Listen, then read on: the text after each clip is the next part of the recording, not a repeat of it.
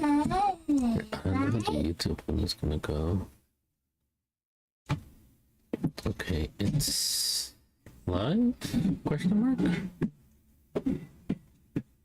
Okay. Oh, it's actually live. Okay, so it's working, it's live. Okay. I'll leave this one on for now. I don't have a dual screen, so I'll just have to use one screen.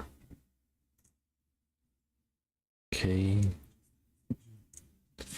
Started. Okay, we're good. I think everything's good. Alright. Let's get this show on the road. Let's see what's Bungie cooking up. Move this itsy camera over here. Should be fine. Let me actually double check the camera. Yeah, it's seeing me better. Alright, cool. Alright, let's go. Hey, what are you doing down there? Trace?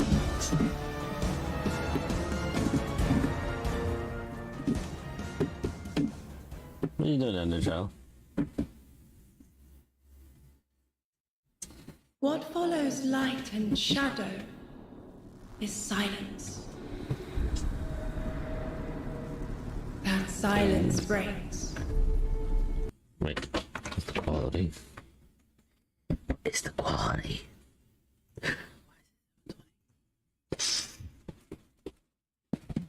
Child, what are you doing?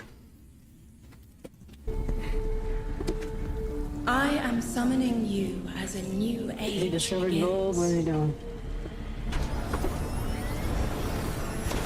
Dig in it.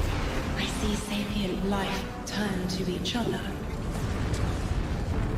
They remember how to look to the stars. No, that's still They going on there. remember That's still there. They remember how to thrive. But they have forgotten. So we went out the solar system. They forgot we were here long before the Traveler.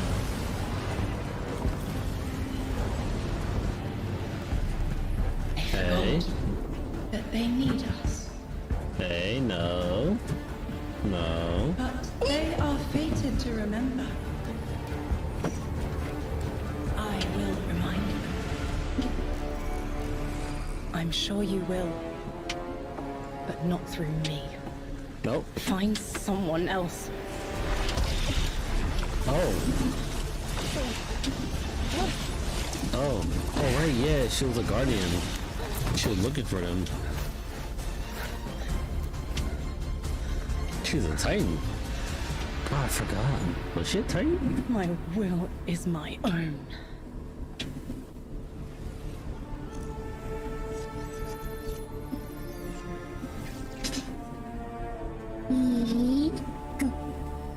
There we go. All right, everyone, hello and welcome here to Bungie HQ in beautiful Bellevue, Washington. We have got an amazing stream lined up for you to tell you a little bit about the Edge of Fate and the future of Destiny 2 as well. My name's Andy. I work on the social media team here, but no need to worry. As always, I am joined by some of my amazing colleagues here at Bungie to share some of the finer details of the stuff that we're going to be getting into today. So, how about we go ahead and get into it so we can show you what we got. Starting first with the gentleman on my right and to your left is someone that you've probably seen if you've tuned into our streams before or Vidocs, the one and only Mr. Robbie Stevens, Assistant Game Director here at Bungie. How you doing? I'm doing great, Andy. It's always a pleasure to spend a day with you. Yeah, it's been a nice time, honestly, hasn't it? Yeah, well, always. To that end as well, for anyone that doesn't get to hang out as much as we do, can you tell everyone at home a little bit about yourself and what you do here? Yeah, sure. So I'm one of the creative and game directors for the game. So that means like I'm a vision holder and I work across the entire Destiny team with people like Allison and Dylan on the couch here to chart a new course for Destiny and a new future for the game. And just incredibly excited to be sharing with everyone today of what we've been up to. Yeah, can't wait. We've got a big show ahead, so thank you for being here. Yeah, of course. And of course, as we move, pardon me, right on down the line, someone who again has also had the good opportunity to join us on these streams as well, and is now firing some finger guns like a pro. Destiny's narrative director, the one and only Allison, of course. Hello. How's it going? It's going so good. I'm here on a couch and I get to yell about Destiny with you. It's Not a bad. good day. Yeah, honestly, I'll take that anytime I can. Well, Same. for anyone who also hasn't had a chance to yell on couches about Destiny with us or hasn't joined us in the past, do you mind telling us a little bit about yourself? Sure. So my name is Allison. I'm the narrative director for Destiny 2, and so that means it's the job of me and my team to make you laugh and make you cry and make you go, whoa, I totally forgot about this thing from 8 years ago. How did they remember? It's because we're good at our jobs. It's true. Yeah, as someone who gets to sit in on the writers' rooms, I can now doubly confirm that. So thank you for having being you here. there. So much fun. No, seriously, thank you so much. And of course, as we move right on down the line, the gentleman there at the very end of the couch, someone who is a friend to all Guardian kind, who's known far and wide, a member of the Destiny Global Comms team here at Bungie, Mr. Dylan Gaffner. How's it going, Dylan? It's going well. How are you, Andy? I'm doing so well. Thank you so much for Gotta make sure to ask every time. I appreciate it. You need all the help I can get. Well, to anyone out there who may not have accosted you on the wild world of social media or is just somehow meeting you for the first time, do you mind telling us about what you do here at Bungie? What? My name is Dylan Gaffner, formerly community team, where we would you go want me to out, go? collect your feedback, Look, you got translate your it mom to over the there. dev team, and then bring their Mama's over information there. back to you, Mama? kind of be that middleman. Now I'm on Global Comms, so I'm going to be in more of like a puzzle piece organization stage of what do we talk about, when do we talk about it, why do we talk about it, and then just making sure we get the information out to all players. Well, we all appreciate it. Thank you for always being the voice of the player inside our hallowed halls. We appreciate it. Thank you. All right, well, now that we've kind of got the intros out of the way, let's talk about our new saga. Robbie, I'd love to start with you. What's up next in Destiny, and where are we exploring? Yeah, so our first expansion this year, The Edge of Fate, is the start of a brand new multi-year saga called the Fate Saga. And so we want to tell a story about something older, about the nature of fate itself. Are we bound by it? Can we fight it? Okay, so, alright, if we're gonna talk about something older, is this gonna be one of those things where we just keep going further and further back in time, and since God knows when, till the beginning of Jesus, to accomplish certain missions? Because from what I know, hey, hi. Hi. So, yeah, I'm gonna be interrupting my stream like this. Alright, cool.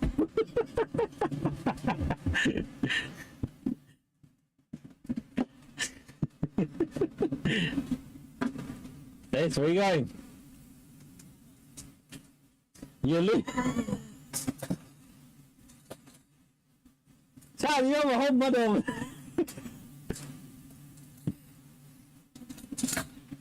Alright, so yeah, like I was saying, if they're gonna keep. Everything early.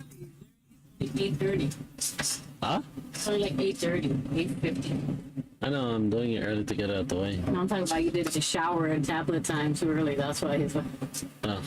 Well, that's good, so you can decompress from tablet time. all right, take in person. Alright. You seem to be doing a good job at it.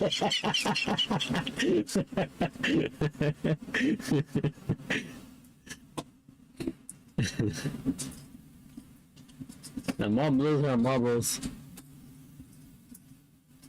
So back what I was saying. If we're actually going to basically okay, just make sure no one's typing. Alright, cool. Because I only have one screen, I can't really do this like that.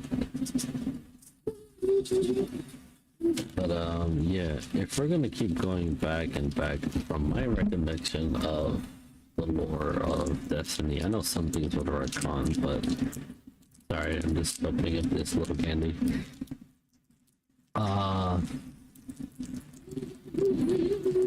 Here comes the child. So from my recollection of the lore, it's that basically you have the Vex, who's been there for God knows how long, maybe since the creation of the universe.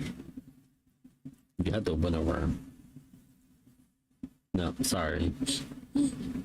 Well, yeah, kind of. Okay. No. No. No. So you have to win over. All right.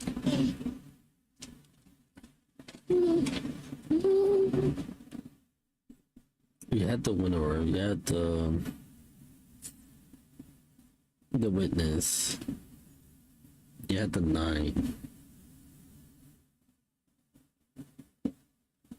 So the thing is, if we keep going back and back, is that gonna be like their way of trying to, you know, create new enemies? Because if we keep going back in time, that means we have to get more closer to the Vex origin, which we know very little of.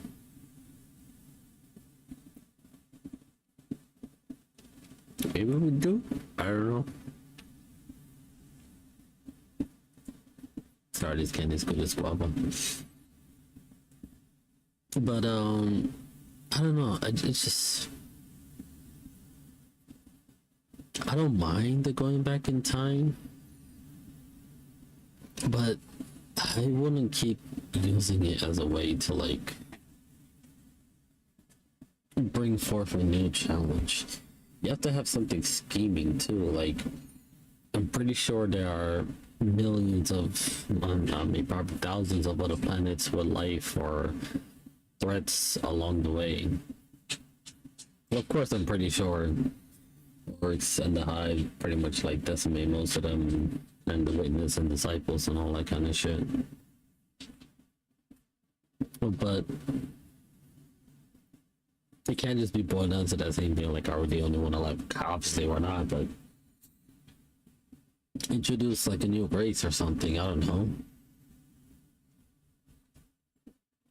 Yeah, like, I mean, they introduced basically like 2 new races. Are they the precursor? No, I don't think they're the precursor. I would say more like the Witnesses race, and before they join together, and then the Rogues race. What is this rank? I know he's a god of pain, but his race, I forgot. I didn't catch up too much in the lore. I want to play a little bit of this, what's it, episode 3? Yeah. I want to play like Act 1 of episode 3 a little bit. For like a couple of days when it first started off. I didn't do that much to it. I heard there's some juicy stuff going on with the Orcs, but alright, let's continue. Let's see what they say. Because before the Traveler ever arrived in our solar system, there was already space magic here, Andy. Yeah. Yeah. And so ultimately, this is a Kyle, what are you doing? Ball? Ball? Green. Green ball. Ball. E. Ball.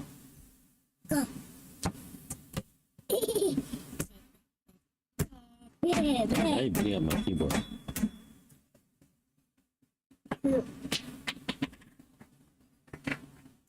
This child's speeding me up my keyboard. What if I switch the camera just for today to here? Yeah, that should work. Let me see how that works. Yeah, that works pretty fine.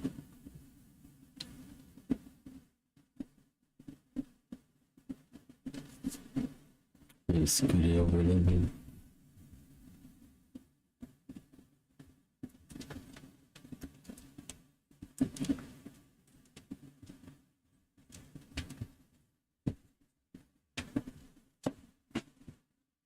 I like it like this. Yeah, like that. Alright, let's go. story that we're going to explore one of Destiny's biggest mysteries and the foundations of the universe itself. You're talking about the 9, aren't you? Who Yeah. told you? Yeah, I saw a video about the 9 trying to create like a singularity to create a pocket dimension kind of thing. A black hole to create like a whole different dimension. Like, I understand like they used doing this to like get rid of some of the planets that we had there. But at this point, with the witness gone and echoes just being a thing,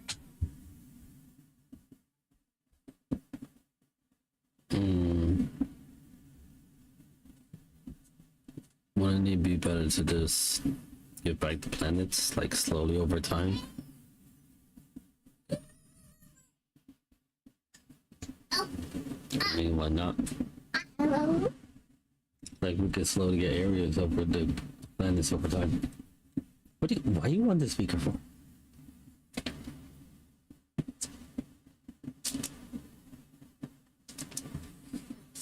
Alright, 1 second. I'm worried about this goddamn thing for the trips on it.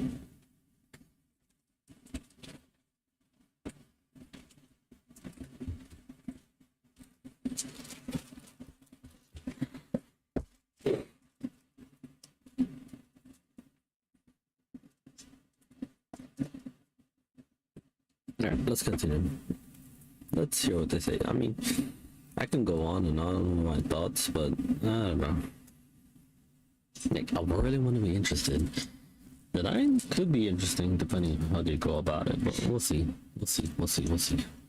I think it's subtle. How did I you know. guess? You really buried that let's lead. put it in the background. Yeah, just a little bit. That's, but I mean, to that end, so who and maybe more appropriately, what are the 9? Yeah, so buckle up.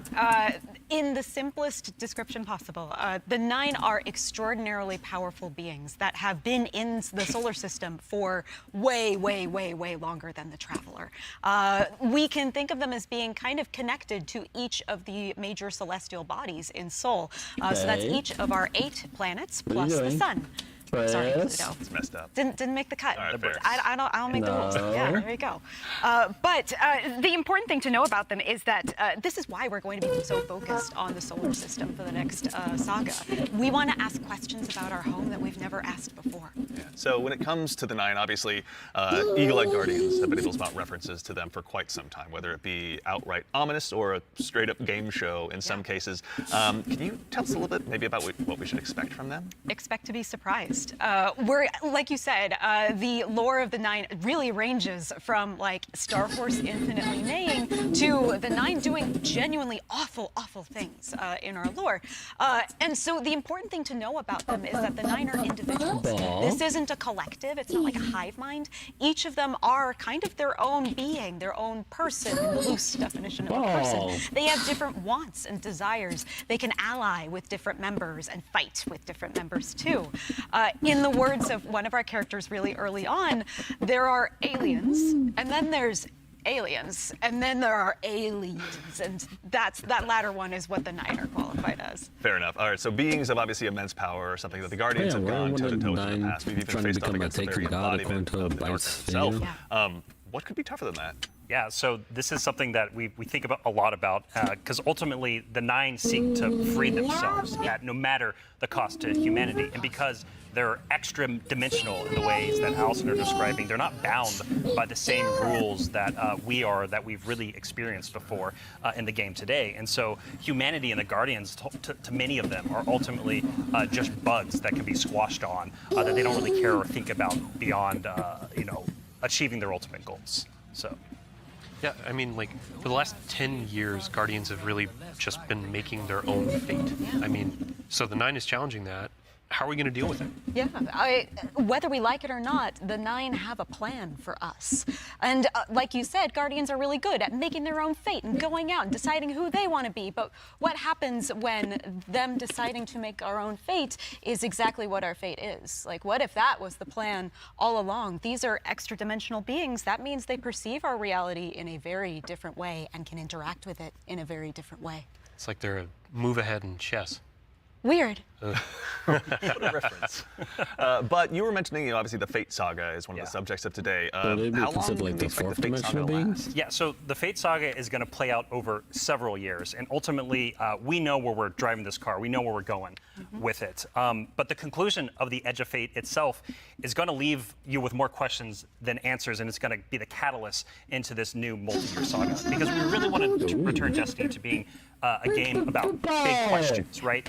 And so the way we think about this is about pouring jet fuel into the speculation engine of the game. So we're going to be revealing a lot of ideas, a lot of concepts, and many of them we're not going to be answering immediately, because we're going to be telling the story over multiple expansions, and we're going to be giving you those expansion beats more times than we have before in the past. And so the Year of Prophecy kicks off with the Fate Saga, and with it, humanity is now set on a collision course with this celestial pantheon of the system that has been here for a very, very long time. And so the Edge of Fate launches on July 15th. And then the second expansion of our Year of Prophecy is Renegade, which comes this winter. And then later in 2026, we've got Shattered Cycle and The Alchemist. So, Edge of Fate. Wait, let me go back a little. You said Edge of Fate. And with it, humanity is now set on a collision course with this celestial pantheon of the system that has been here for a very, very long time. And so the Edge of Fate launches on July 15th. And then the second expansion of our Year of Prophecy is Renegade, which comes this winter. And then later in 2026, we've got Shattered Cycle and The Alchemist. It's a lot of stuff. Yeah. A lot of exciting beats. And so, again, the Edge of Fate is just the beginning. Okay, so we're getting the Renegade. The Edge of Fate on July 15th. And then Renegade launches winter. And then summer will be the Shadow Cycle. Okay. I'm still trying to figure out. So I'm assuming Renegade is the major DLC? I know they put out a picture of it. Yeah, I gotta look at the thing on Twitter. Of this long journey of this awesome vehicle we're all jumping into and driving together, and it's going to take us to some new places. That's exciting. So with regards to the Edge of Fate right here in front of us, you were also nice enough to bring the class something today. You've got some gameplay with you, right? Oh yeah, we got some clips. Oh, yeah. Yeah, we should show those off. It's a doozy. Let's check it out. Like the present. Let's check it out.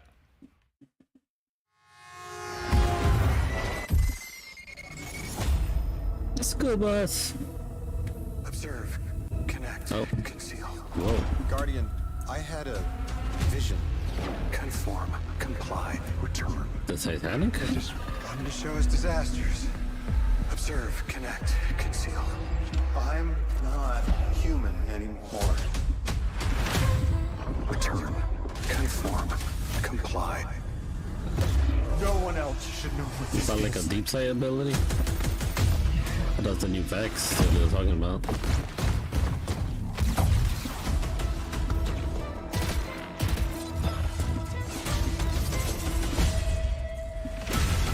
Enough.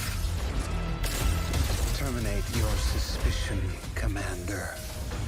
Remove your scornful blindfold. Oh, they fly now. No land beyond! Observe. Connect. No! What was that? Stranding.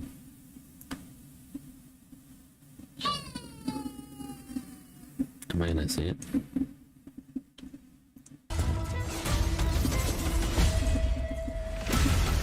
Enough. Terminate your suspicion, Commander. Remove your scornful blindfold.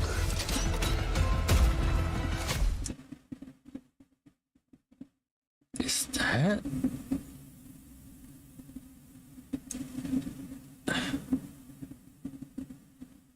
Is that like a little bubble shield that they have? Or is that part of it looks like it's part of the weapon. That is cool. So it'll probably act like a shield to protect them.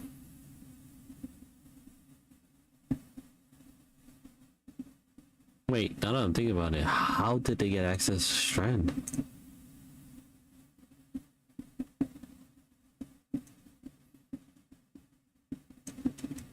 Interesting. Observe, connect, conceal, conform, comply.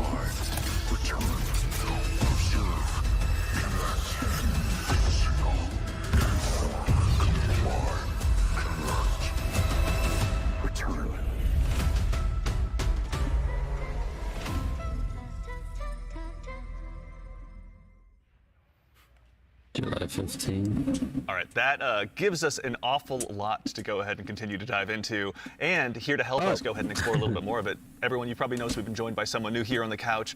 We are privileged to be joined by someone who's the originator of perhaps my favorite all-time Destiny emote, the one and only Dave Samuel, art director here at Bungie. Dave, how's it going, man? It's going great. Thanks for having me. Absolutely. For anyone who maybe for some reason somehow doesn't have that emote in their collection or hasn't seen you in a past Vidoc, do you mind telling us a little bit about what you do here at Bungie? Yeah, I'm art director on Edge of Fate. I work with the art team to visualize the narrative and design and kind of bring it all together. It's a lot to bring together. Thank you very much for being here today. Yeah. So with the Edge of Fate, it's obviously the first expansion in the Fate saga. Allison, I'd love to start with you, actually. What can you tell us about the Edge of Fate? The Edge of Fate begins with an invitation, and we are invited, along with a very specific group of people, to a location, to a moment in time, for a very specific reason. Very specific purpose. Very specific reason and purpose, yes. Yeah. And the place that we're going to is called Kepler. And so you may be saying, now, Allison, hold your horses you read my mind. Yeah. Because the Kepler I know is the one that's way outside of our galaxy. What do you mean we're going to Kepler? And I say, like, dear friend, didn't you know if you look inside in Destiny's universe, the Oort cloud at the edge of the solar system, you'll find a little planetoid that also happens to be named Kepler here in the world of Destiny. And that's where we're going, to Kepler. Super exciting. This is kind of a, Robbie, we were talking kind of before the show, this is like like a first taste of something new, right? Yeah, so what you're seeing here is us just trying something new. We're expanding the universe of Destiny, creating new mysteries to uncover. This whole destination is about exploring a labyrinthian world that took inspirations from things like Dreaming City, exotic missions, dungeons, and it's wrapping it all through a Metroidvania expired experience. And so at the heart of all of this, at the heart of the Edge of Fate, is a player-driven exploration and discovery of an exotic world with brand new abilities. So actually to even just maybe dig a little bit deeper, like how is the Edge of Fate going to be different from past expansions that we've made for Destiny? Yeah, so at the global scale, when we're thinking about expansions in the Year of Prophecy and the formula of Destiny expansions going forward, first off, we're doing 2 expansions a year instead of just 1. And think of each of these expansions as a little bigger than something like a Rise of Iron from D1. And so both of these expansions combined are going to be even more expansion content than we've done in the past. And by delivering 2 of these a year, we're upping the pace of major world and story events that really matter to players and are going to be pushing the Fate saga forward. And so we're trying radical new things with each of these expansions. And so alongside this new Did I just notice there was a destination of Kepler, this exotic world that players will explore? There's a little bar for when you get your heavy and special ammo. Interesting. Like, not to be mean or anything, but wouldn't it be better to just have all the empty space down there? I know this would probably me. Explore with brand new abilities. We also have world tiers, and world tiers allow you to take on a higher level of challenge on the destination in order to extract some of the best loot within the release. But what's cool about world tiers is as you play through the mainline story and you play through the first couple of world tiers, you're going to unlock later world tiers. And as you're claiming these abilities, as you're exploring the world more, as you're discovering more within the release, you're putting these puzzle pieces together and you're figuring out how to solve all the mysteries on Kepler with different ways. And so you might play a puzzle in one way, a mission in one way, and when you're in these higher world tiers in the post game, you can start to solve these problems in different ways that you couldn't before in the original playthrough.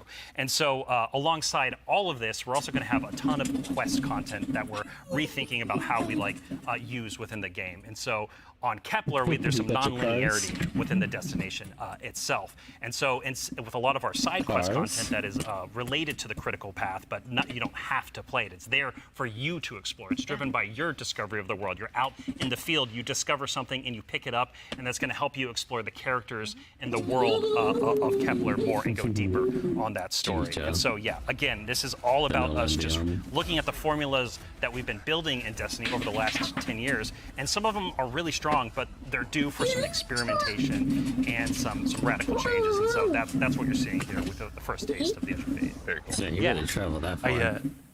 I love everything you just said. I was a little distracted by some of the gameplay we were showing. Like, exotic sniper rifle, I think I saw. Kind of recognize that. Oh, yeah. Some enemies with a couple really cool twists. Like, okay. Yeah. But then also there was a guardian that turned into like a lightning ball.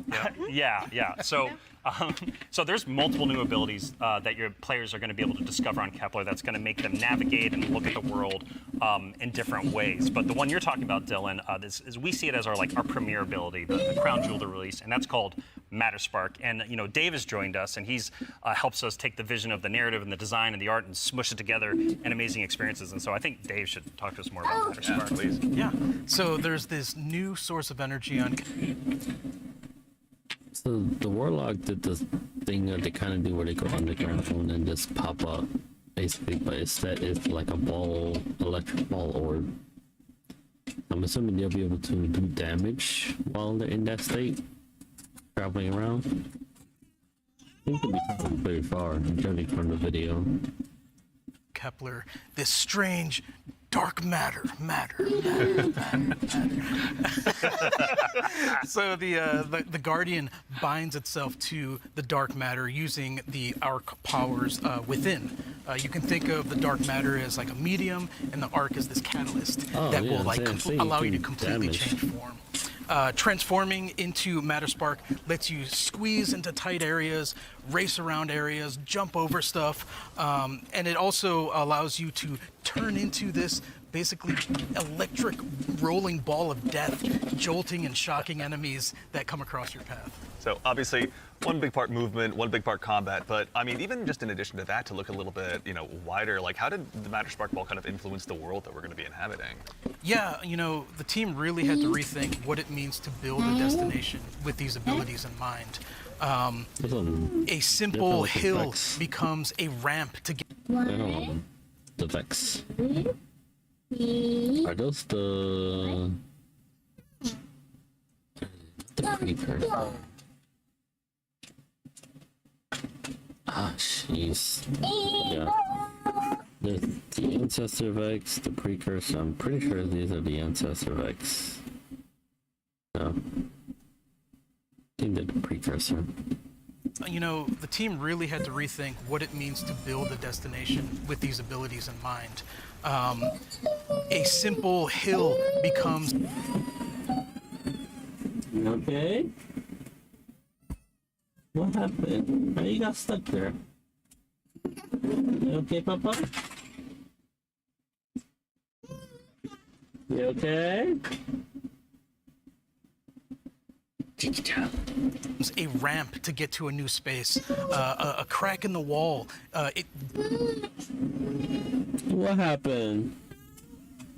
It fell on you? You're okay. I know. Look, you have your cars. Where's lost the for this one? Yeah.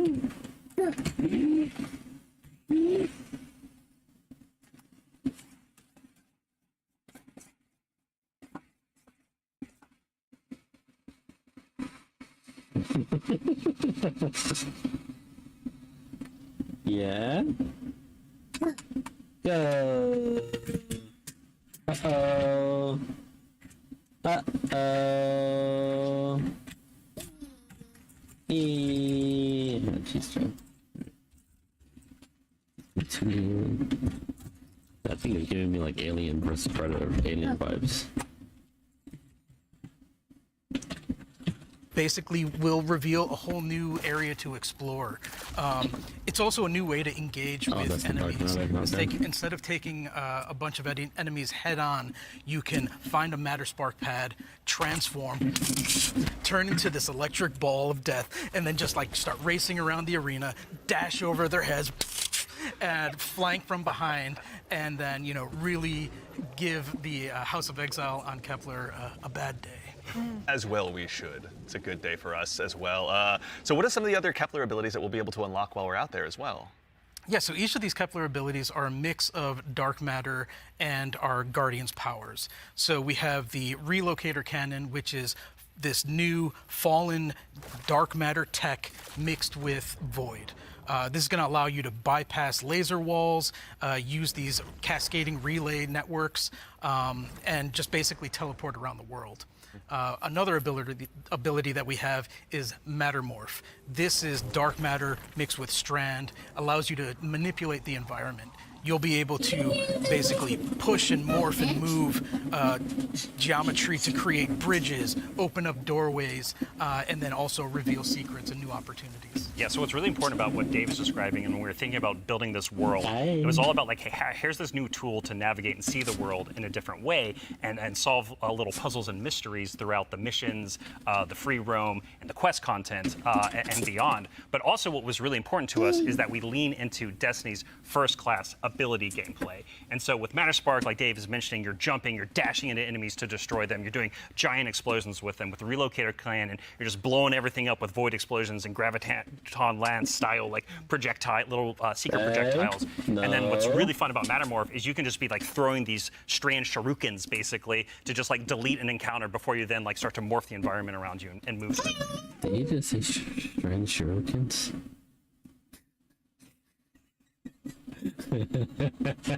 Hey, Tiki-chan.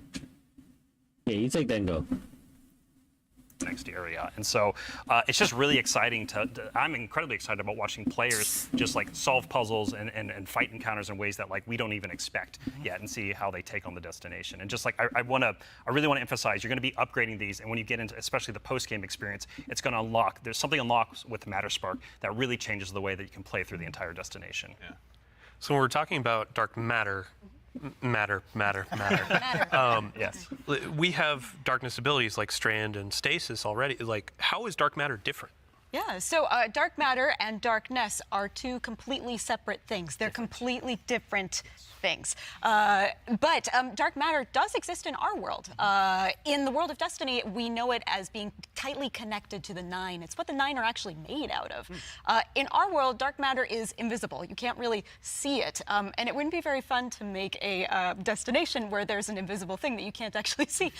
So lucky for us on Kepler, there's a bioluminescent microbe that allows us to see all of this substance that's impacted this world so much. It allows us to see how it's impacted the plant life, how it's impacted the behavior of the peoples that we're going to encounter.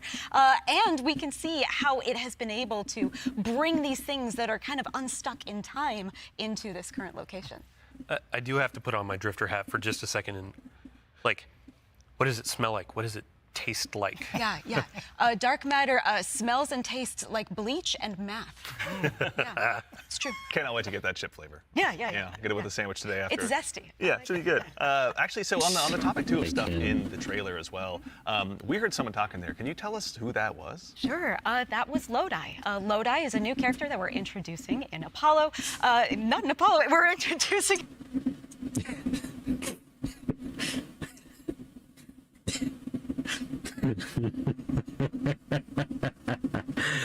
Oh my god.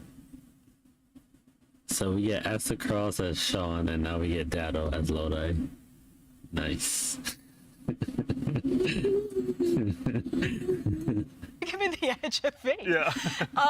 I want to give a special shout out to Brian Villalobos, who portrays Lodi and does a spectacular job. This character is fascinating. He's kind of a fish out of water, but the fun thing about tropes is to kind of put a twist on them, right? So what if that fish that we pulled out of the water was the most qualified fish to be pulled out into the air? Down for anything. It's down for anything. Yeah. And what if that fish was kind of made to be pulled out of the water? I don't want to give away too much because this character is way more fun for the players to figure out what his deal is, but I will say that Lodi is very, very far from home. Very exciting. So, I do have to call out too, before we started this, you and Robbie were talking about how Lodi is like a notice me character. Oh yeah. Robbie wanted a senpai. I did. Yeah, I wanted someone that I just wanted to spend a bunch of time with on this new adventure we're going on. Yeah, a friend that we can look up to. Yeah. right, yeah. Notice me. Notice Notice me, me, Mona. Yeah, of course, He it will, writes he will. itself, or rather Allison does. So with regards to the characters as well, so is it a whole new cast of characters in the Edge of Fate? No, we're going to see some new faces like Lodi and other characters, but we're also going to see some familiar ones too. Ikora is here. The stakes are high enough that she's here investigating what's going on. And as it turns out, in one of our major mysteries, she's kind of at the center of it. She was invited here, as was Lodi, same as we were. All of it's kind of tied together. Very exciting. So Yeah, the way, oh, if I can, No, no, yeah, please. no, Yeah, yeah, please, like yeah. the way we think about this is about all these characters, their fates are intertwined in some Yes. way. There's these puppet masters that have been pulling the strings for a very, very long time in order for everyone to get here at this moment. And so as a guardian and Biggest puppet masters Bungie themselves. these characters involved, they're going to have to decide if they're fight your fate. Like that's what we think about. For these individuals, that's what they're going to have to go through and determine about how they can stand up to this new conflict that is surrounded by the Nine, because they are fated to be here. And what does that mean for them, and what does that mean for their future and the future of Soul itself? So with regard to these new characters and this world we find ourselves in, was there anything about that setting, or in particular, that really influenced the creation, rather, of this world that we're going to be inhabiting? Yeah, I'll give you a list of fun facts. First off, if you've been paying attention to Destiny over the last week or so, you already know that there's been people on Kepler for a long time. That's an old-ass computer that you were putting those numbers into. We also know that the Vex are here. They're studying the Nine because it turns out the Nine can do something that the Vex can't. As Dave mentioned, the House of Exile are also here. They've become fixated on a being that they call the Giver. And kind of most importantly, the dimensionality on Kepler is really thin. So the 3 dimensions that we can know and see and touch are very close to the realm that the Nine live in. And that means some things from Earth's past have been yanked into Kepler's present. Exciting. Nice. Yeah, I mean, so we've been talking about invitations throughout this, and we Different recipes, that's been... Yeah, I don't know too much about the lore to keep up with it, so... I'll probably watch like Bites video on it later on, but who knows? Maybe he might give more constructive detail about what's really happening. Ooh, jeez. Sorry. we need to call out an invitation that's actually going to be waiting in the game after this is over. Ride of the Nine begins today. Yeah. So I believe we have a trailer to show. Yeah, you were nice enough to bring a trailer along. I'll go ahead and give it a look really Yeah, quickly. let's do it. Yeah.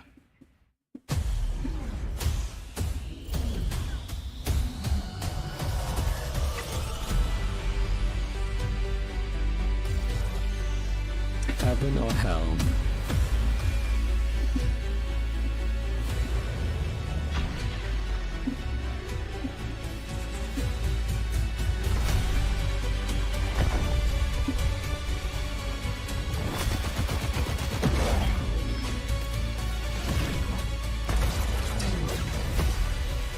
Oh, I gotta do this with Nova Newbie.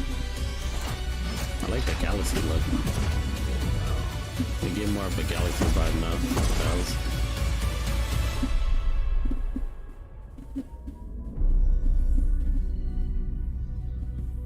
You can make sense. All right, so that's Ride of the Nine, which Yeah. is our essential prologue story for The Edge of Fate. And these 3 dungeons that are featured in this event are free for all players starting today. And so what's really important about this is that these dungeons are both for veteran dungeon crawlers, hardcore raiders, people have been in these places a lot, but also new guardians who have never stepped into a dungeon before, right? What was really important for us when we were developing Ride of the Nine was that we are changing the formula on how we can think about how we can welcome even more people into these experiences. And so you're going to be able to go in solo, buffed up, and explore a dungeon by yourself, or go in match made with other fire team members shoulder to shoulder for the very first time.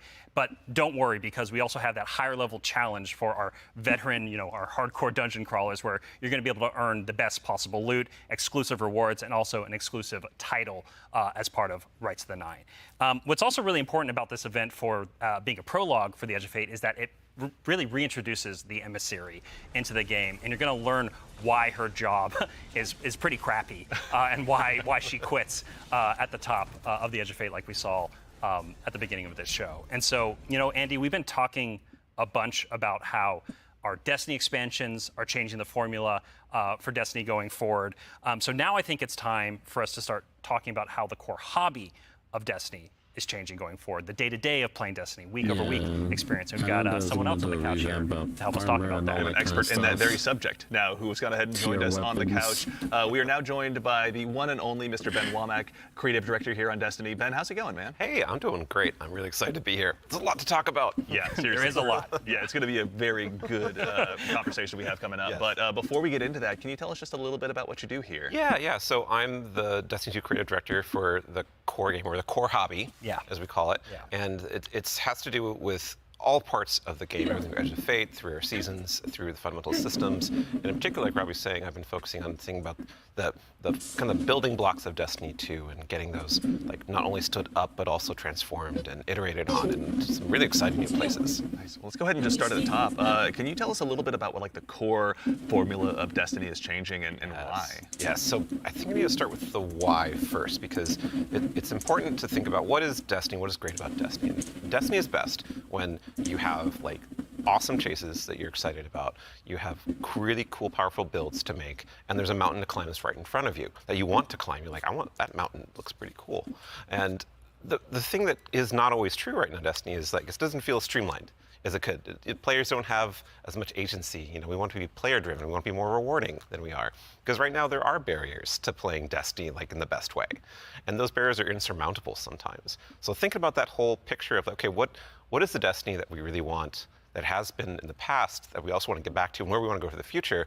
That's where all the changes you're going to see have started, like at their inception point.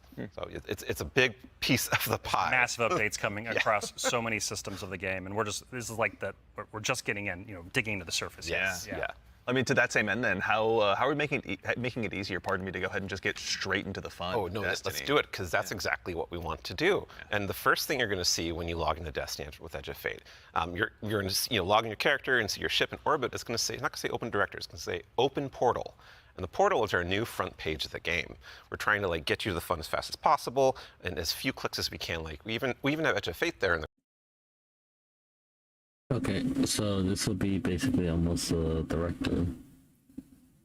So, seasonal content, event, campaign, pinnacle stuff, tower, expansion. Not too bad. But my issue is that, great, they're trying to make it easier, but for existing players. What about new players? Like, speaking from a new player perspective, you log in and you see Porter, I'm like, okay, well, what are all these for? The corner, so that it's like right immediately there, no fumbling around with the map to get to it, really. And we're also taking other big parts of the game, the ritual game for seasons, and putting them into these ops categories. So the idea is that we're having these different ops for different moods. We're having solo ops, Okay, so protect her from further threat. Last line defense. Okay, they kind of give an explanation. Not the best one, but have a bunch of fire team ops. We have pinnacle ops, and of course we have crucible ops. Still super important for the game. Yeah. I mean, to start up at the top, can you tell us a little bit more about what solo ops? Oh yeah. So solo ops is exactly what it says on the tin. It is a bunch of activities that are made for solo players, and the conception point of that was we want to make activities for players who have a smaller amount of time that they want to play in, and they don't necessarily want to have dependencies on other players, but they still want to get in there. So you clicked on fire team maps. Oh, they show you the rewards. It's time gated. Got there from that. Maybe daily reset. You can try. Yeah, and I heard the higher tier you play, the better rewards you get. Oh, biscuit. Son of a gun.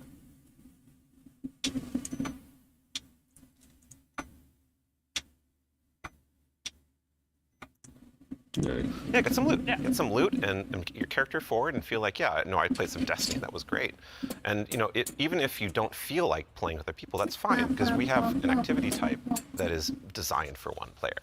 Excellent. So, I mean, to that same end, what are some other ways that we can play and have fun using Portal as well? Yeah, so Robbie actually has a great way of talking about this. So. Yeah, some of the North Star that is what we talk about when we were developing the Portal early on was like, where are we headed with this thing? And ultimately, it's play your way. It's giving players more agency, more personal drive to figure out how they want to engage with the power climb and the new progression systems coming and our seasons. And so the entirety new progression and power climb is now all available to you in the Portal at your fingertips in one place. It's really easy to find, really easy to jump in. Anything you play inside of that category is any of those categories is gonna help you make progress. And so, because we want Destiny to be welcoming not only to new players, but also old players who are coming back to the game to join us with the Edge of Fate. And we also want this to be like a new even playing field for everyone. And so, as part of this is a commitment from us as part of the core hobby and all the seasonal content we're building that we're gonna be continually investing in this, right? We're gonna be continually updating this over time for years to come. And so, you know, you're asking me directly, like, what else is there to do? Yeah. Ben mentioned solo ops. We also have the fire team ops and pinnacle ops. Both of these are more around playing with other fire team members, shoulder to shoulder, where fire team ops are more quicker sessions. There are some longer form things in it too, but then pinnacle ops are more about those really long form or more challenging kind of focused activities like exotic missions, for instance. And so, and then the one thing we haven't talked about yet very deeply, but is incredibly important, and it's something that I think we've done for the first time, like ever, or maybe since early D1. It's kind of a return to form. Yeah. You're going to be able to experience the entirety of the power climb within Crucible Ops by playing PvP, right? So this means, like, if you want to be sweaty, Andy, which, like, I know you, Dylan, too. I know you're that way, right? Like, I know both of y'all. Like, if you want to put those sweatbands on, you're going to be able to play the entire experience in the season here and earn some of the highest tier loot that's also available in the game. I have to say, this is, like, super exciting because, like, my player type or other folks out in the community, like, they want to go in, they want to jam on PvP, but then their friends invite them to do a dungeon or a higher tier activity, and they're like, oh, wait, I need to grind a long time to get up to power. Now, through PvP, they can get up to power, and you can just bring them into that PvE experience and have a fun time with you. So we can just play. So wait. You're forcing people to play PvP to just level up? I mean, I'm pretty sure you can level up in PvE, but no. No. No.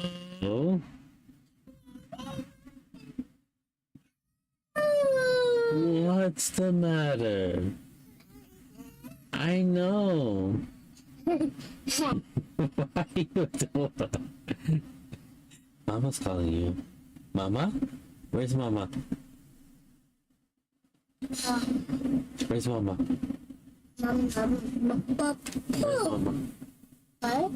Where's Mama?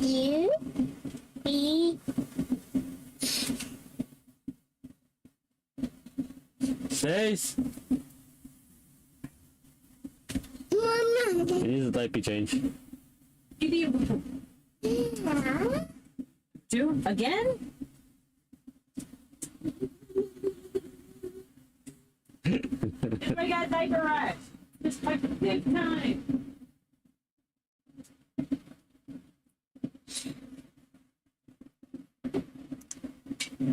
Each other. Yeah, that's honestly how I primarily played D1, so I'm really looking forward to that.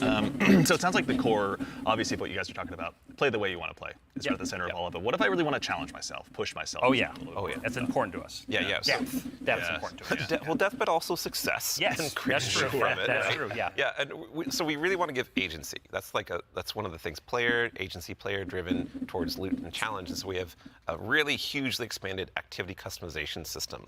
We have a lot more difficulty levels, and we have a ton of new modifiers. We have 50 new modifiers along with. Oh my god, I keep doing this. What the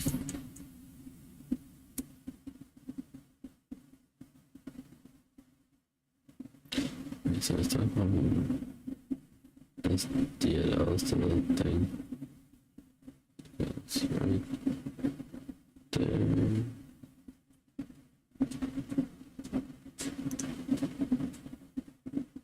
changes I'm gonna like put in two little buckets for us to talk about. The first one is Armor 3.0, and wait, no. So you're scared of customizing these activities? Or you just don't feel like you just don't feel like doing it. Yeah. No. Play like there's a new boon called for you to experience. Player driven towards loot and challenge, and so we have a really hugely expanded activity customization system. We have a lot more difficulty levels, and we have a ton of new modifiers. We have 50 new modifiers. 50 new modifiers, okay. So you do matchmaking custom, okay. Modifiers, expert, ultimate. Power level seems to be changing. Along with all the old modifiers that we've released in the past that are going to make this big curated web of options for you to experience any of the PvE content in the curator. And so, like, we have Banes, not just old Banes, we have a new curated web of options. Ton of new modifiers. We have 50 new modifiers along with all the old modifiers that we've released in the past that are going to make this big curated web of options for you to experience any of the PvE content in the curator. And so, like, we have Banes, not just old Banes that we have, but new Banes as well. We also have boons to help you like get advantages in your activities and for your build. We have challenges and trade-offs. And the fun part is you're going to get these different combinations that are available, and you're going to then make a mix that's actually going to change the way you play and be pretty interesting. Sometimes the way you prefer you play. Like there's a new boon called Grappler that I personally love. It's kind of my preferred way to play, where they give you 3 grapple grenades replacing your current grenade. You can't do the melee, but they recharge super fast. So any build you want, you could now Spider-Man around any map.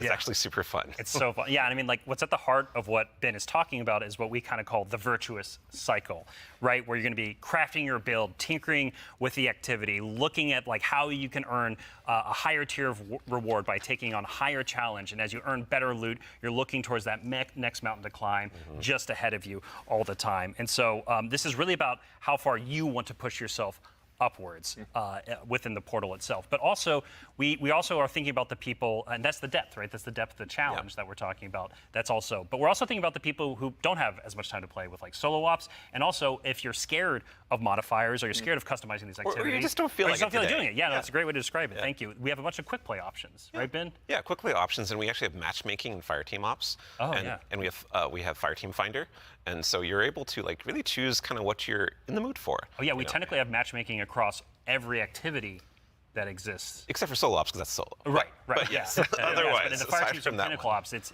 everything. Yeah, you'll have options.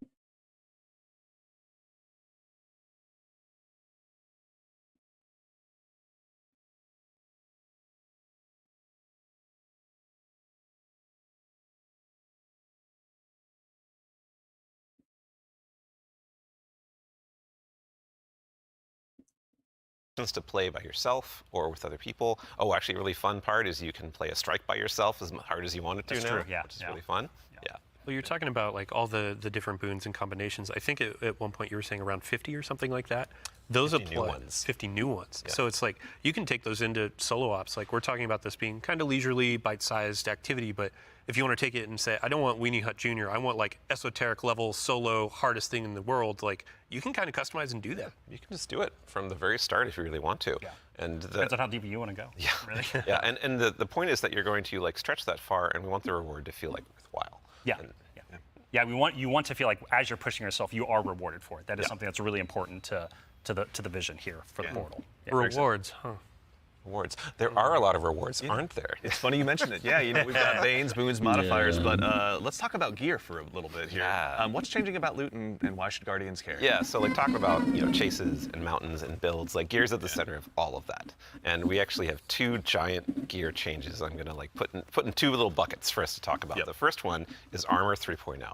And the next one is gear tiers. And so like talking about Armor 3.0 first, we are probably making the biggest change ever since Shadowkeep around the system. It's enormous. It's a huge change. Yeah, so like we're adding set bonuses, which is a long requested feature.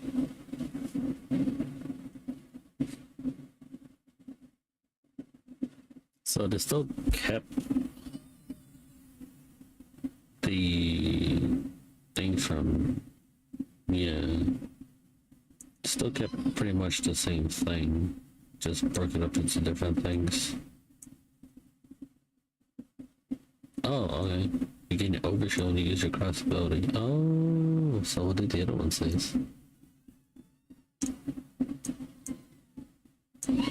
Are probably making the biggest change ever since Shadowkeep.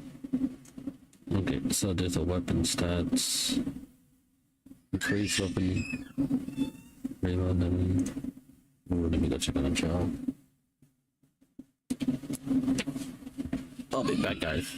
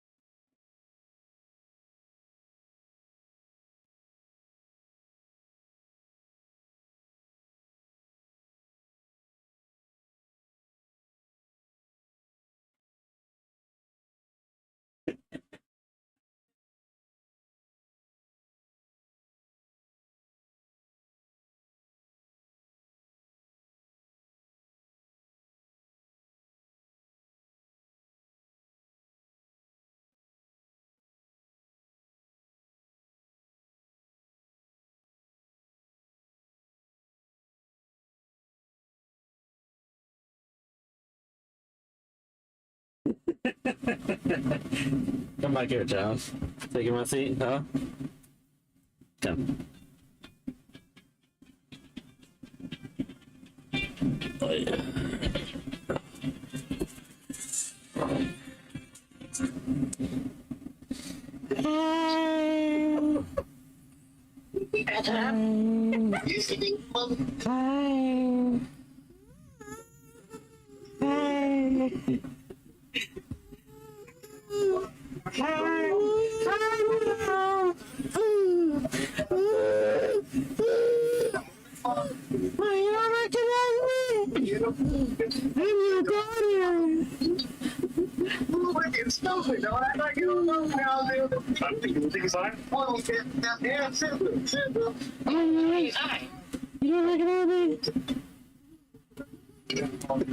Not you, Antenna. Hi, I'm Stacy. You're Stacy? Yeah, I'm Stacy. You Stacy? Yeah. Oh, wonderful. Oh, Jesus Christ. Ta-da! Identify Stacy. Oh, the Stacy cook? Yeah. Oh, wonderful. Yeah, I know. I'm wonderful. Get up, Edgar. Get out. Stacy, get him out. I'm right here. Stacy, you better get him out. I'm right here. That's like the worst Stacy voice in the world. I'm just a little sick. Little. No. That's sick? Yeah, I'm just a little sick. I'm just a little sick. Hear this. The good Stacy voice. One Stacy voice?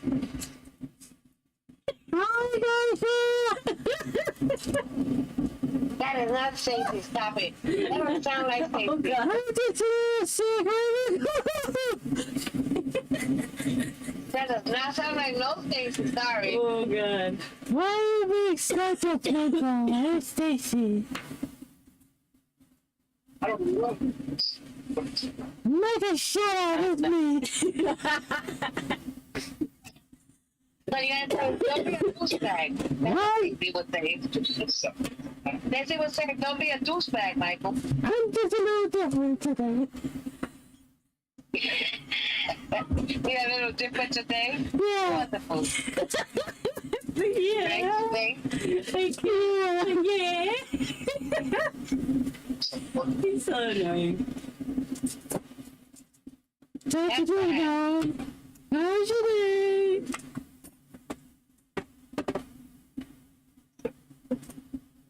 My day was wonderful.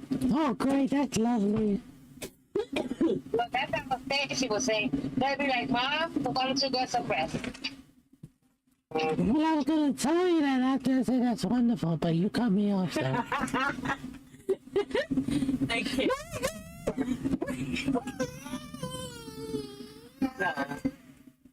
Say hi to Kristen, she's here. Oh, I can see everything. I was about to say that. Stacy was they say you sound like Elmo.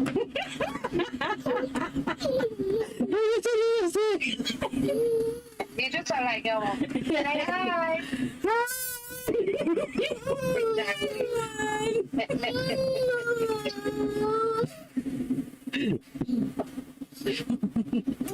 Yeah, she goes.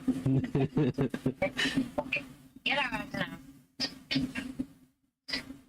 Oh my goodness, that's what I want to see. What about me? Yeah.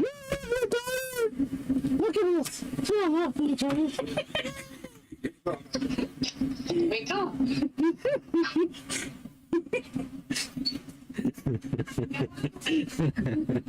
Oh my god.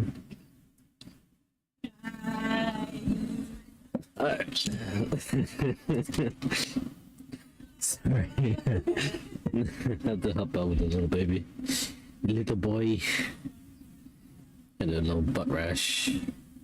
Alright, so back to where we were. Oh, right. Changes to the subchat. Okay, so we have a weapon stat now. It does increase damage. Okay, reload and handling. Ammo breaks defeated from target and have a chance to contain additional rounds. Increase weapon damage against bosses and opposing guardians. Ah. Interesting. Alright, let's see what's the next one. It's huge. System. It's yeah, enormous. It's a huge change. Yeah, so like we're Health. So help reduce flinching. And your shield will charge more quickly and have additional health when facing combatants. Okay, cool. we're adding set bonuses, which is a long requested So this is the feature ability. for all the new armor that you're gonna. Grenade. Bye. Has to be cooldown. Increase the amount of grenade energy from all sources. Oh. Increase the damage done by grenades for going with fire. Gonna be be able to get at Edge of Fate launch, and we're increase the amount of super energy from all sources. Increase the damage done by your super.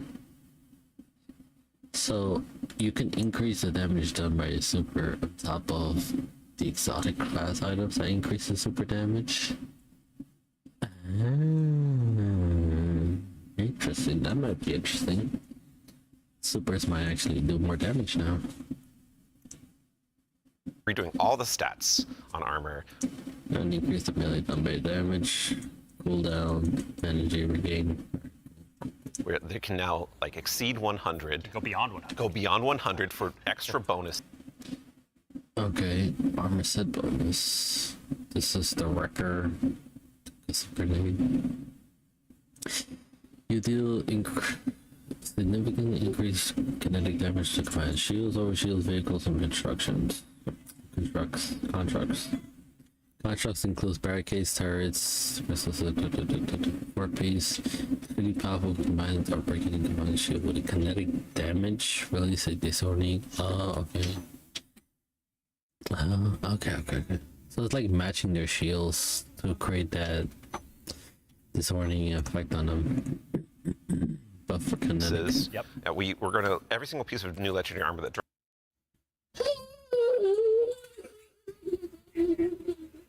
Okay, so they have lines on these.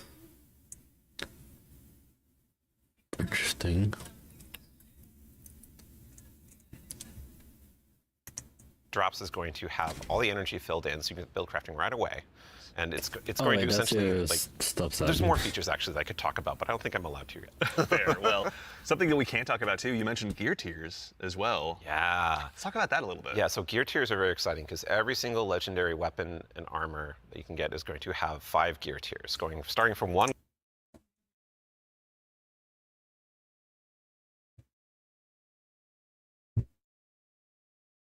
Five gear tiers. So armor mods, energy is 11. They still have the energy thing. I feel like they should just take that out completely, so you can put on any mods you want, and it just fills up the slot. Maybe, I don't know. That's wishful thinking, I guess. Oh, I even see this new one. Okay. After final blow with any rocket or grenade launcher, sprint for a short time to gain speed boost. Once per activation of force grab converter. Sprinting while on critical health, being suspended, granted speed boost. Okay, cool. Going up to 5, and like we have a 5 gear tier 5 piece of legs armor on the screen right now, and you can see that like this is like looks really cool with iconography, but it also has a ton more stats. Yeah, it has a bonus stats right here and here.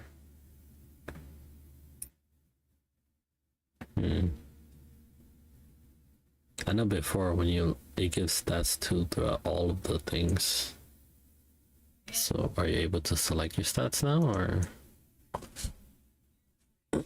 And oh look, what's that? Yeah, what's going on with the energy there? Yeah, the energy. Ben? Yeah, the energy says 11, and it's true. 11. Yep. It's not a typo. Like energy is going to 11 for higher tier armor, and so if you want that for your build crafting opportunities, it does like give you some new options you never had before. You're gonna have to challenge yourself to get more higher tier armor and keep on going to get yet more higher tier armor to get those options. Yeah, and this is also not something that's just relegated to armor, right? When it comes to weapons, they're obviously getting their own refresh as well. Yes. What's Destiny without chasing some? You read my mind. Yeah, Yeah, weapons seriously. are part of the player identity. You know, some people like have a gun that they love. You got fashion, and then you have gunplay. That's right? true, though we do have fashion for your guns a bit now. Hey. well, so because once you reach tier 5 for your legendary drops, you're going to be getting tier 5 weapons, and those have unique shader treatment. They it's like essentially a completely different look that's going to immediately identify it to you and others. That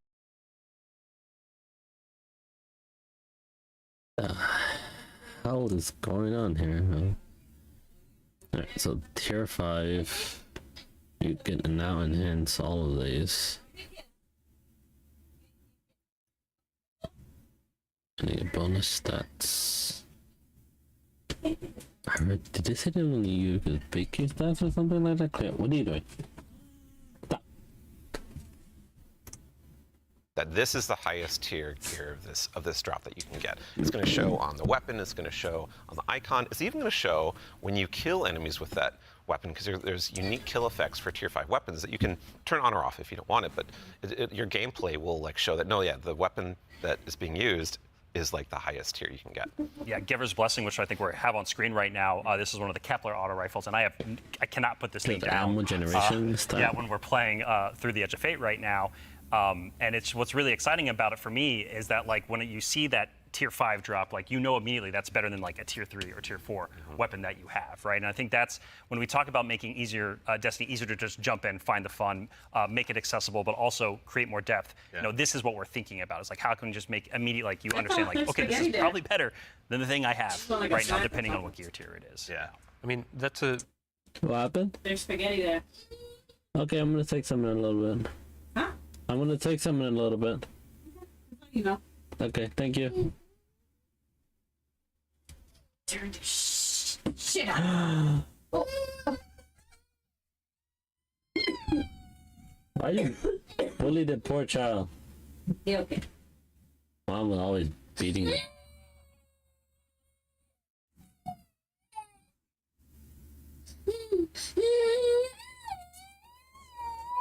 Why is mom always bullying you? I know. I feel the same. I know. No. That's all. 1, 1, 2, 3, 4, 5. Yeah. Ooh, look at the baby.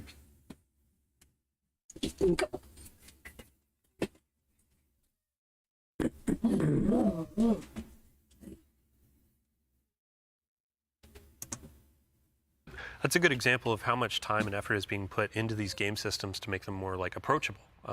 Change can be scary. There's a lot of change that's about to come to the game. We're Armor 3.0, we have so many new boons, we have a bunch of new stuff.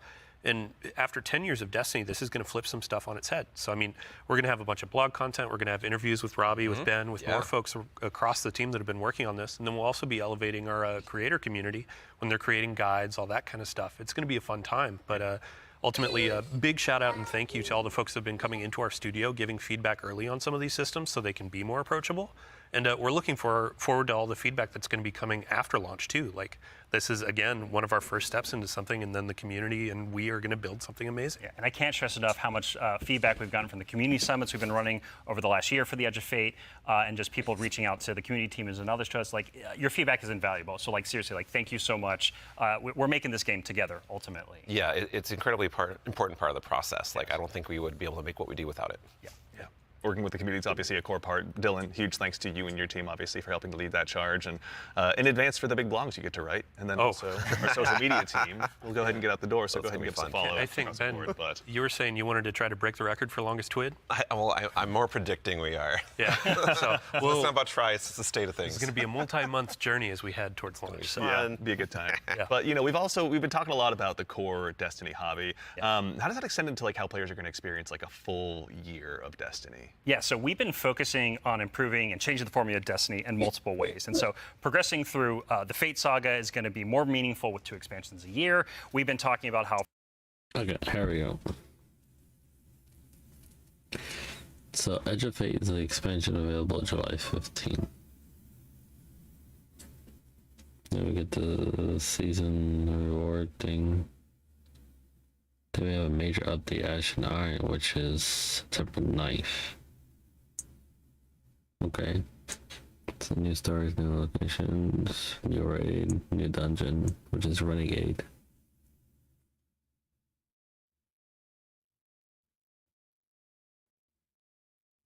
Okay. So we get it was gonna be 1 raid and 1 dungeon. So the new raid is the Edge of Fate. This one, and Renegade gets the dungeon.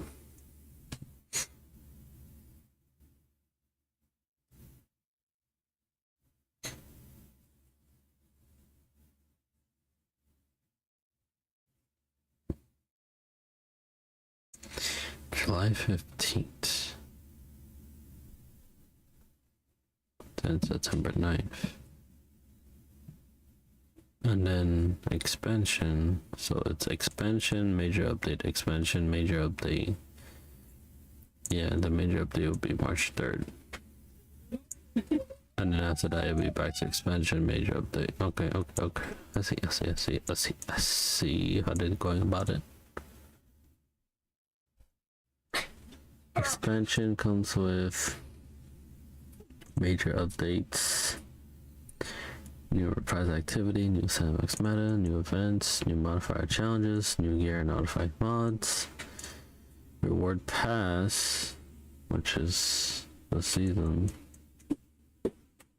exotic ornaments, weapon cosmetics, yeah, blah blah blah, yeah, all that stuff we got already. Alright, cool. Focusing our seasons and on the core hobby of Destiny and that commitment to continually updating it. And in addition, we're going to have 2 free major updates between each of our major expansions coming in the year of prophecy and beyond. And so ultimately that means there's 4 big beats happening in a year, 2 expansions, 2 free major updates between those expansions. So what that means we're not doing is paid seasonal content anymore. We're not doing separate seasonal storylines. And this also means we're not building a bunch of activity content that basically just goes away and is less meaningful to the game after 3 months. So we're instead focusing all of that effort that used to go there instead into building up the core hobby of the game so the core hobby stays fresh and exciting, year round. And so ultimately, this means no more paywalls for seasonal content, and also these major updates themselves that I'm signposting around right now. The size of them, roughly, and the inspiration for them, we're thinking about is like Into the Light. Okay. So when you say like Into the Light, for folks that aren't out there, like what for a major update, how big is that? Like how do you encapsulate that? So when I say Into the Light, a lot of this is like the inspiration of what it was. And with Into the Light came a really cool theme that wrapped around all the new stuff we were building within it, but also a lot of the reprise stuff as well. And also, with it came Onslaught, a new type of activity.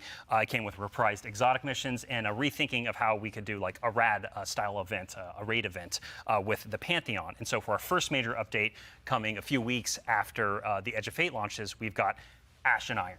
Right? And so with Ash and Iron, we're going to be returning to the Plague Lands. Returning to the Plague Lands, can't wait. It's going to happen. Plague Lands, baby. And so that story is going to pick up from where we left off from the Edge of Fate. And with it, we're going to have a new activity called Reclaim, a brand new exotic mission, new types of pinnacle ops entering that for the first time, as well as, of course, what's Destiny without loot to chase? We've got new gear, new rewards, and 2 new exotic weapons as part of Ash and Iron as well. And again, this major update and the season, all the seasonal content going forward is free for all players. All the activity content that exists in the portal, that's free to play. Very nice. So even to actually go one quick layer 2 deeper on seasons as well, what are some of the cool things that we're going to be able to do with the season that's long? So the major updates are free. The expansion you just have to pay for. Okay. Along with the seasonal pass. Yeah. Launching alongside the Edge of Fate. Yeah, Ben has been working on this space with the team for a while now, so I'm going to kick this one to him. Yeah, so we're trying to make any time the best time to hop into Destiny.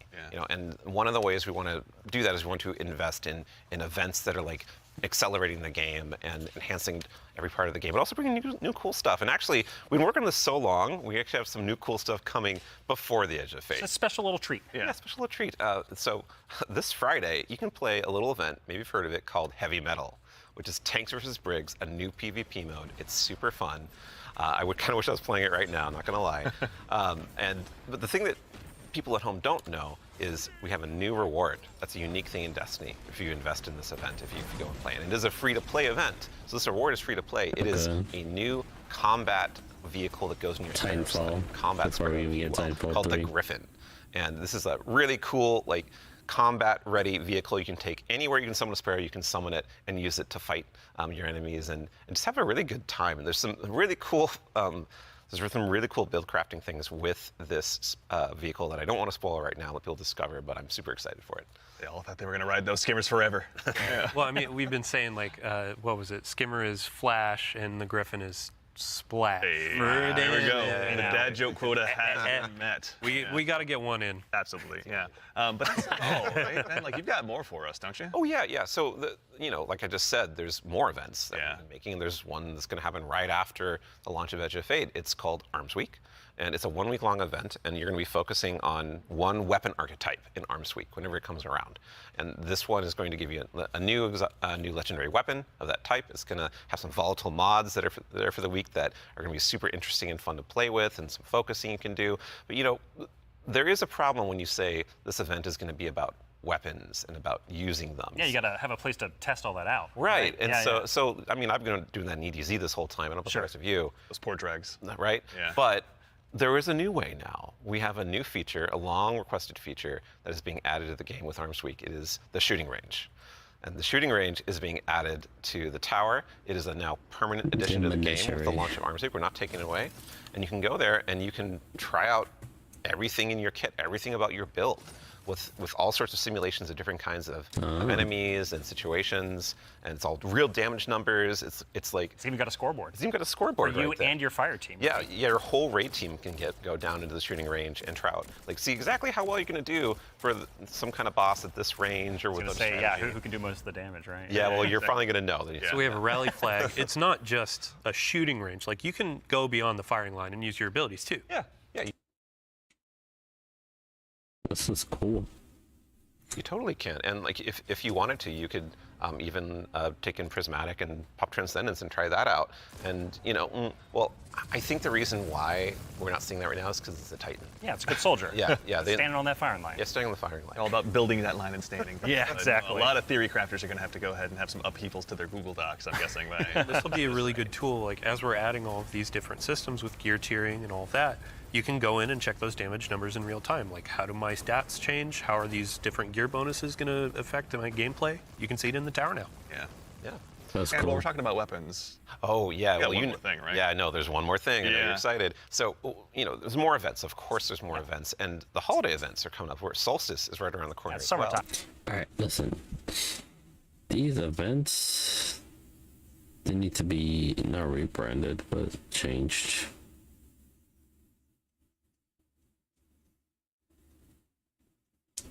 Because the way the events are, they're pretty much lame. They've been the same way they've been since forever, so they need to change how the events work.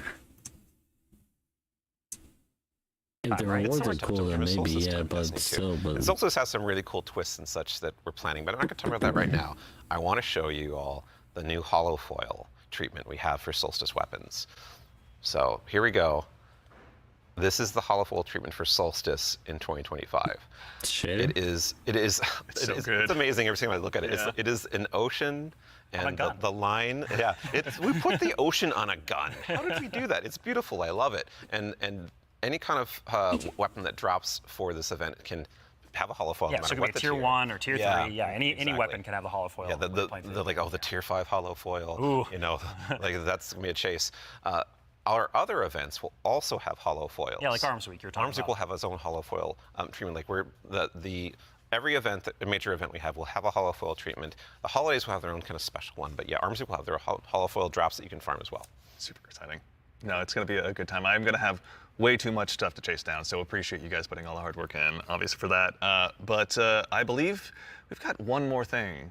Yeah, I mean, we've been talking a lot about, here are the free updates coming to Destiny, the portal, a bunch of different stuff, Edge of Fate, but we also have another expansion, and we need Allison back on the couch to talk about it. Yeah, Allison. She's the best one to talk about. There We've got something very exciting, and so once again, Allison, thank you for taking the time to join us today. We appreciate it. Of course. I'm so excited to be the one more thing. Yeah, it's a tradition around here, so we're glad that you could obviously go ahead and lead us into this one. But, as Dylan mentioned, we've talked about the Edge of Fate, but this is the first year we're going to be doing 2 expansions over the I was gonna say something about that, but never mind. course of a year. can you tell us a little bit about Renegades? Yeah, so we're going to have a dedicated reveal for Renegades in September alongside our major update, Ashen Iron. But earlier we were talking about how sometimes our formulas can constrain us from experimenting and innovating. And so in that spirit, Renegades is going to be very different from the Edge of Fate. What I can tell you, and we'll talk plenty about it later, is that we're going to be experimenting and innovating with activities, with social mechanics, and more. But more importantly, I want to talk about our inspiration. And so I have to kind of tee it up first. So Renegades is going to be a Destiny, like definitively Destiny expansion. This is part of the Fate saga, and it's going to push it forward in important ways and introduce characters that we're going to spend time with for years to come. It is an essential Fate saga story. And it's an homage to a universe that has inspired Bungie from the start. It's a universe that all of us here on the couch grew up with, as well as everyone else at the studio and millions of you back at home too. It is a peanut butter and combination, a peanut butter and like chocolate combination inside of what we're making that could only be possible in the kind of world that we build here. And so I am absolutely thrilled to be able to give our first sneak peek at Destiny 2 Renegades. Let's take a look.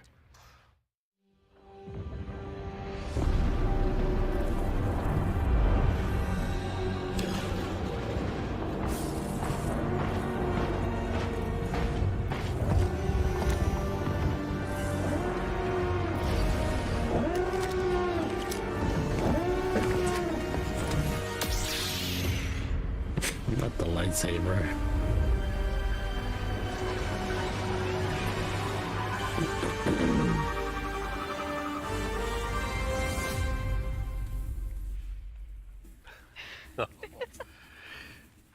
Okay, Robbie, what did we just see? Yeah, so that's Renegades, which is coming out this December. And to really drive it home here, Renegades is a one-of-a-kind Destiny experience, right? And just like we on the Destiny team have taken inspiration from other genres like dark fantasy or cosmic horror, Renegades takes the space western vibe and aesthetic that is Star Wars, and it puts it through that Destiny lens.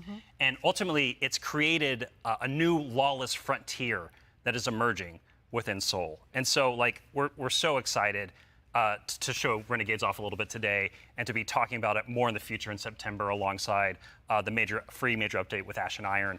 But right now, today, we're focused on Rite of the Nine and what's right around the corner with the Edge of Fate. Absolutely. No, I heard a lot of calendars get marked just now on September, but no, super excited to share more of that in the future. But that actually leads us to the conclusion of today's show, which again, we covered a lot. There's been a lot today. Yeah, this has been a big show, honestly. No, we went through a lot of it. So let's go ahead and quickly double check. We obviously went through, and the Year of Prophecy, pardon me, is going to go ahead and kick off on July 15th.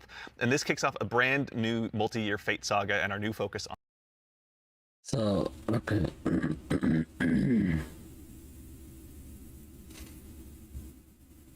So, when this one starts in July 15th, we're gonna get the armor changes and some changes, the director changes. Probably gonna be more changes that they're gonna mention, but Renegade's gonna be like taking things up a notch.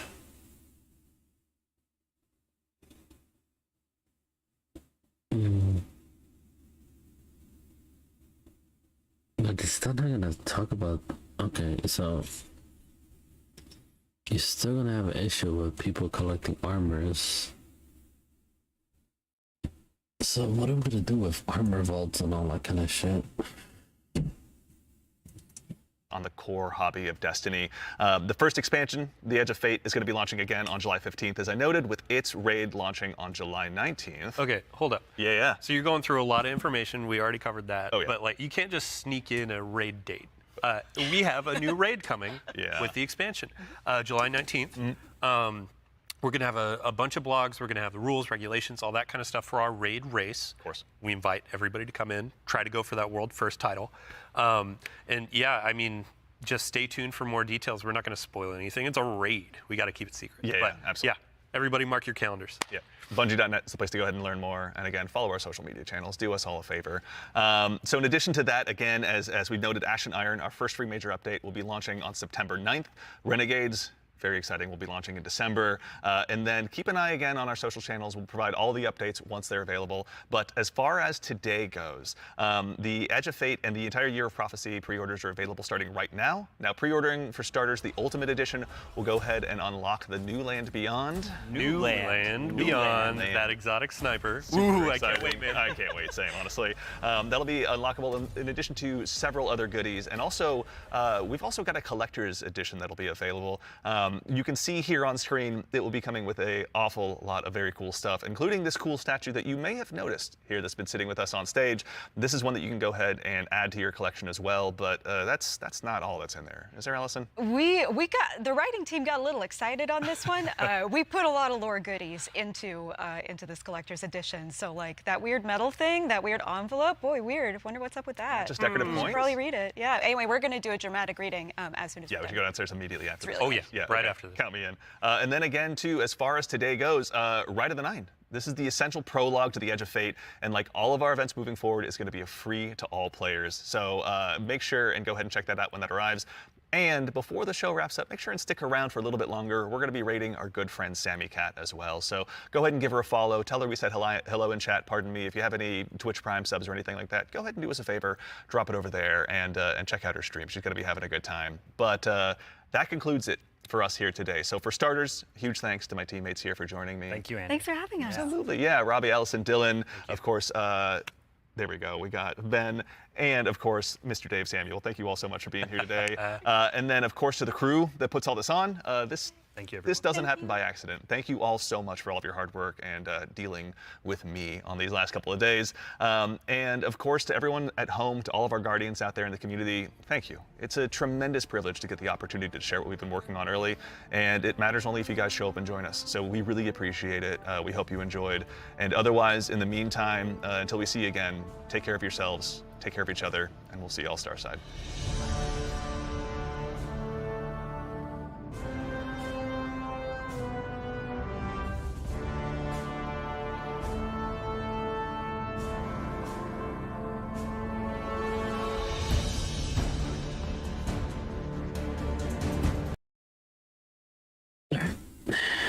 I mean, there were some good things here and there. Not to see how it plays out. I don't think I'm gonna be ready to pre-order it yet. I don't even know if I'm playing at all.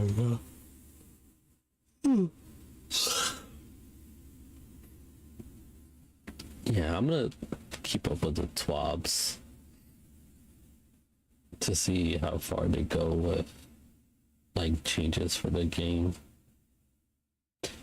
I already know like the armor changes and all that kind of stuff and reward changes, but I have to see how far it goes.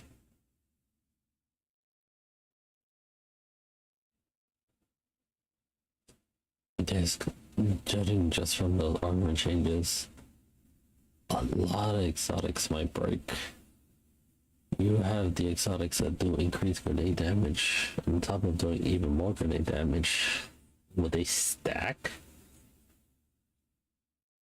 Like how would they stack, like additionally, or just multiply? Multiply? I don't know.